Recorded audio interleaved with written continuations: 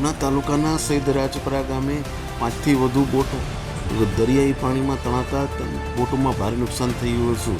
ત્યાં તાત્કાલિક ધારાસભ્ય શ્રી કાળુભાઈ રાઠોડ ઘટના સ્થળે પહોંચી અને ઘટનાની સમીક્ષા કરી હતી. ત્યારે વહીવટીતંત્ર ત્યાં પણ પહોંચ્યું હતું. પ્રાપ્ત માહિતી અનુસાર ઉના તાલુકાના સૈદરાજપરા ગામે હાલ 5થી વધુ બોટો દરિયાઈ પટ્ટીમાં તણાઈ હતી. તણાઈ થતાં તેને ભારે નુકસાન થયું હતું. નુકસાન થતાં તાત્કાલિક ઉનાના ધારાસભ્ય કાળુભાઈ રાઠોડ તથા વહીવટીતંત્ર ત્યાં પહોંચ્યું હતું અને તે વિસ્તારની સમીક્ષા કરી હતી. ત્યારે ઉના તાલુકાના દરેક સમાચાર તથા લોકલ સમાચાર જોવા માટે અમારી ઉના ન્યૂઝ ચેનલને સબસ્ક્રાઈબ કરો તથા ધંધાકીય જાહેરાત આપવા માટે અમારો સંપર્ક કરો. આ સમાચાર આપ ફેસબુક આઈડી પર જોતા હોય તે આઈડી અમારી ફોલો કરો અને આ સમાચાર આપ યુટ્યુબ પર જોતા હોય તો તે યુટ્યુબ આઈડી અમારી સબસ્ક્રાઈબ કરો. ધન્યવાદ.